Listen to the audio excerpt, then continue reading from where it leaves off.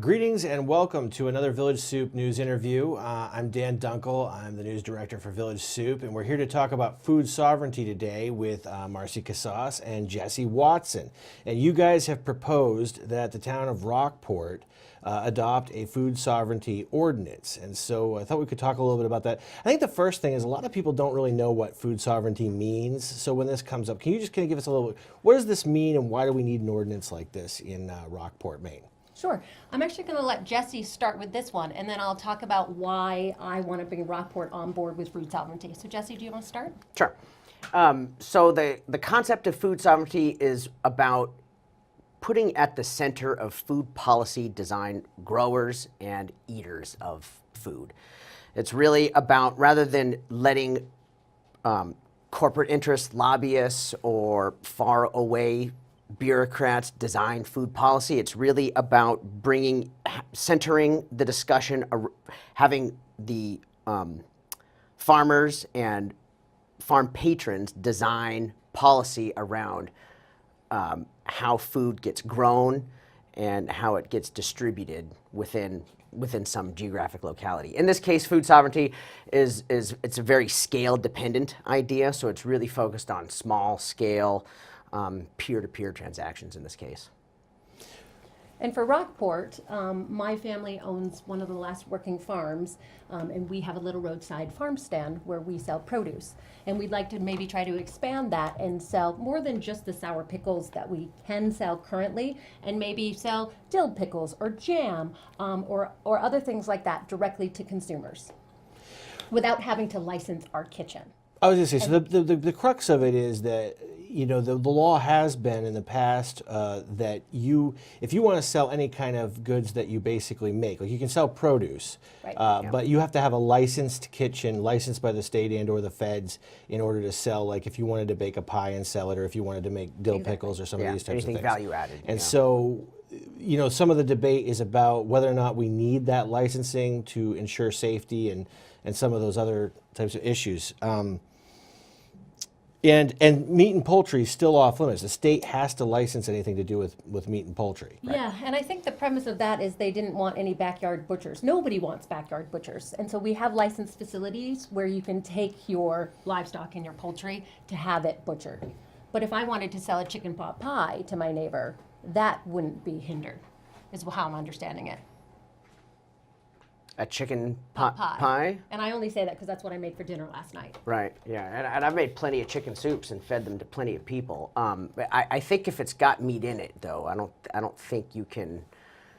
If it's going to have a meat, food sovereignty applies to dairy and some value-added products, but I'm pretty sure that meat is.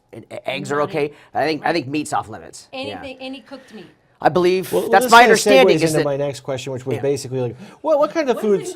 What kind of foods are we talking about? So, I mean, for the most part, you're talking about being able to sell at, like, say, roadside stands or right at your house to your neighbors, or at bake sales or something of that nature, farmers markets. Right. Various goods. So what? Exactly. So we're looking to sell. At our farm stand, we're looking to sell more, jams and pickles and that type of thing, stuff that we're already growing that we would have to take that extra step and cook or boil. And so it's obviously clear as mud what you can and cannot sell. And that required licensing. And that would require licensing. Yep. So the only thing that we sell right now is the pickles that ferment in a bucket. There's no cooking at all. But if I wanted to boil the vinegar to make the dill pickles, that's what takes it to the next level, which would mean we would license a kitchen. Right. So that kind of highlights how picky this is. Yes. You know, basically 2 different kinds of pickles have 2 different kinds of rules through the state currently. Let me see if I can get some of the background on this straight. My understanding is that, like, around 2017, the law was changed at the state level to allow for food sovereignty, but all of the towns have to opt in with their own ordinance. So it's not that the state's saying this is just how it's going to be for the entire state. You know, if Rockport wants to let you sell your pickles and your jams, they have to adopt this ordinance, just like Rockland did and some of the other towns are doing. That's right. And it looks like there's about 40 towns, municipalities statewide that have already adopted this, and it's growing. I know that Camden's exploring it, Lincolnville's exploring it, Alsboro's exploring it. So we're not alone in this. My hope is to get this on the June ballot for Rockport, and we're working on it. It's a work in progress. Okay.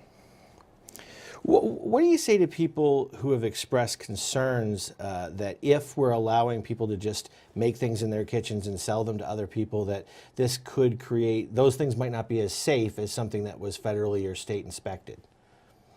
I would encourage people to read the Maine Food Sovereignty Act on the Maine state website, because it's quite clear that that any food production has to abide by safety standards. Really, what the food sovereignty ordinances are about is reducing the barrier of entry for new farmers who are trying to get started. It's really about removing sort of an industrial metric of production standards from small scale producers. If you're just selling, if you're growing out of your, if you're making value added products out of your home kitchen and you're selling it direct to a neighbor or out of a farm's roadside stand or farmer's market or at a community potluck or something where the intended distribution is super local. Okay, if that's the intent, then what these food sovereignty ordinances say is that those small scale operators don't need to upgrade to an all steel kitchen and make a $20,000 investment to have a licensed kitchen. So this applies to vegetables, jams, preserves, small-scale dairy, bakery. Since the Food Sovereignty Act, and yes, it's an opt-in thing. Municipalities have to write their own ordinances to be able to leverage the Maine Food Sovereignty Act, which this basically says, like, it's a clarification of preemption is what it is. So the state says, okay, this is basically the gist of the Food Sovereignty Act. If a municipality chooses to write one of these ordinances, the state will recognize the authority of the municipality to design food systems according to how they define it. Okay, and that is leveraging the home rule statute or clause in the Maine state constitution, which basically it's a devolution of authority, if you will. And basically, the idea here is that in these sorts of matters that are sort of essential to life and limb, let the authority to design these rules of the game, let those rules devolve to the local level rather than some higher state level. So the Rockport selectmen could say how they want this to look at the local level. They could. Mm-hmm. That's right. Yep. That's right. The Rockport. There is a template which you can find online. The current template has been written and vetted by the authors of the Maine Food Sovereignty Act, the state legislators that wrote that. They vetted it, and it is in compliance with the Maine Food Sovereignty Act. And so there's a template that a lot of municipalities use as a starting point.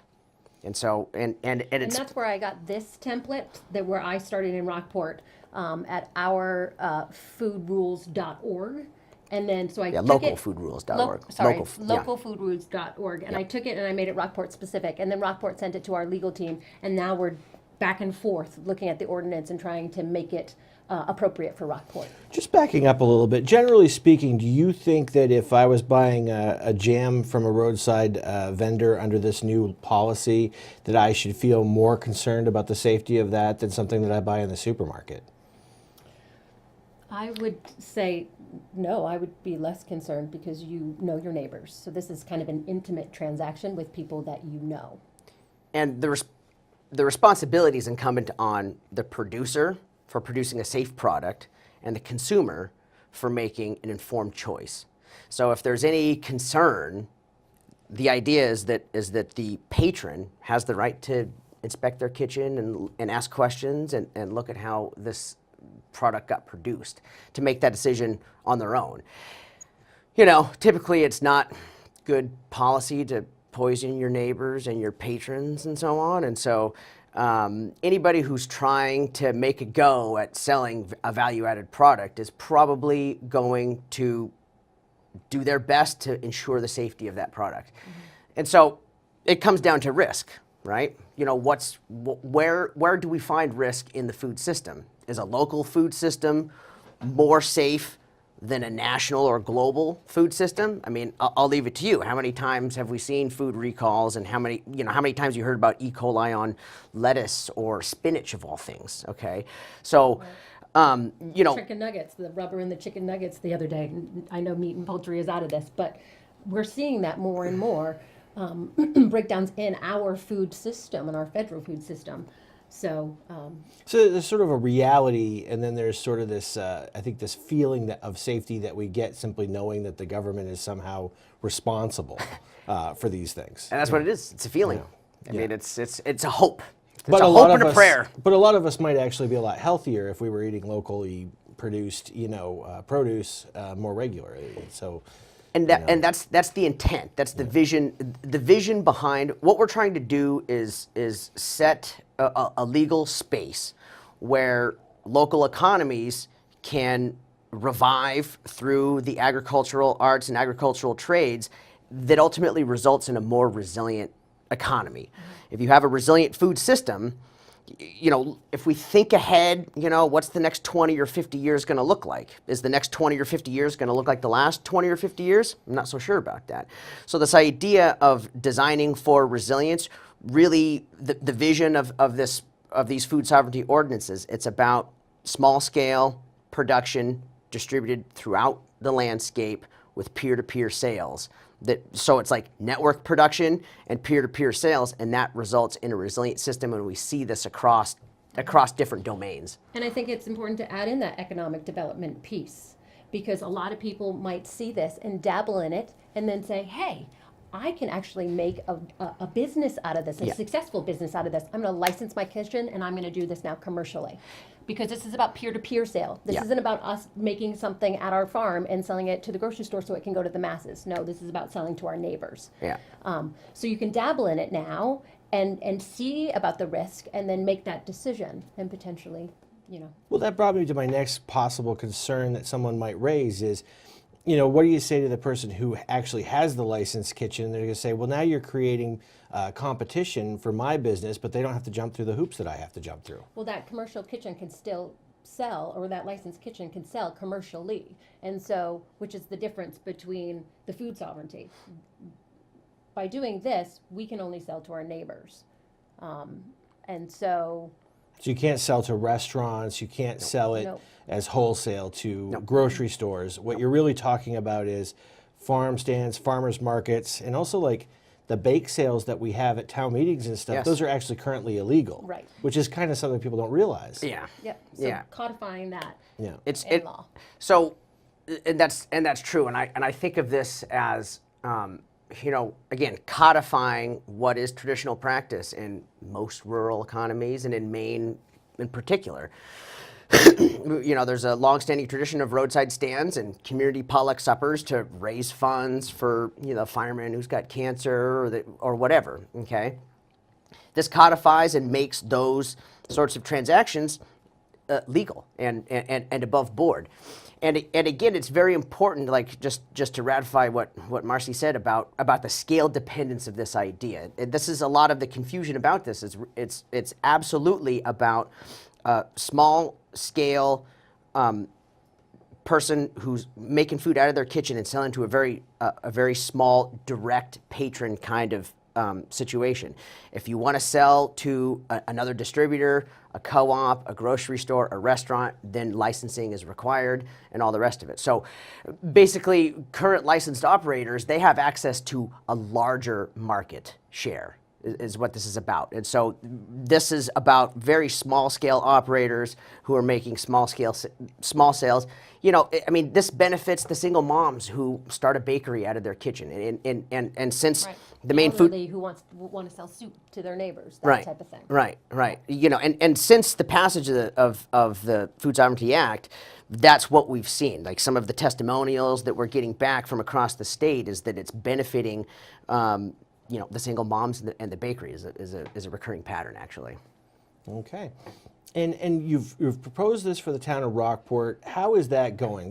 Can you give us a little bit of a sense of where the process is, where it's headed? Yeah, sure. So we started by sending in the ordinance, and then we spoke in front of the Rockport Select Board. It was well received. I thought they had some pretty good questions.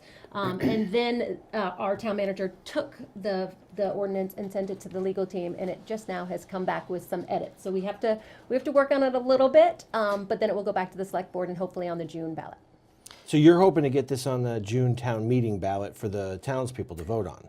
I'm either hoping it's going to be on the town meeting ballot or actually on the physical ballot on election day. Oh, I see. So it may be voted at the ballot. Yeah, actually, at I'm the under the polls. impression that it's going to be on the ballot under the polls. On the Okay. polls, yep. And so these edits, are they pretty significant, or are they? Yeah, there are some issues with point of sale and whether or not farmers markets are included and potlucks are included. So we need to look into that a little bit more. Our legal team came back and said that that is against the state statute, and so we just need to have that conversation. So no matter what the selectmen do, well, not no matter what, but the selectmen aren't really going to make the decision. This is going to be something that the people of Rockport get to vote on whether or not they want this. It's a multi-tiered kind of process. In Rockland, I worked with city council, and it took 2 years, and I just worked with city council, and we went through our process, and ultimately city council chose to pass this of their own will. The next step would be to gather signatures and get it on a ballot otherwise. So one way or another, there are, a significant part of these food sovereignty ordinances is about democratic control of food systems and really about embracing, citizenship participation in the design of food systems and sort of the regulation of how food is produced and distributed. It's a democratizing force in that respect, and so we've got options. Our first step is to approach select board or city councils and try to work with them. And if there's an impasse because of a narrow interpretation by a lawyer, then there's the signature gathering process to get it on the ballot and through other means. Yeah, you could do a petition if you needed Right. to get this on the ballot. Yeah, and it's just whether or not the select board recommends it. It will go on the ballot regardless, and if they recommend it, it will say, recommend it or not. And again, just to reiterate, the current template at localfoodrules.org of the main food sovereignty ordinances that municipalities can pass, it's been vetted by the authors of the main Food Sovereignty Act, the legislators. What's the website again? Localfoodrules.org. All right. Yeah. All right. Anything else you guys want to add on this topic?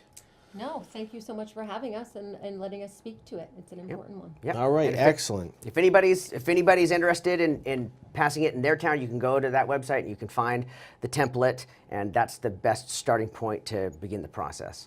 All right, great. Thanks for watching, and be sure to check out knox.villagesoup.com. We have other interviews on there as well. If you go up to the top and go under Watch and scroll down, you can find Behind the News, and you'll find several interviews. If you have any thoughts or questions you want to send in, just email us at news@villagesoup.com. Thanks for watching.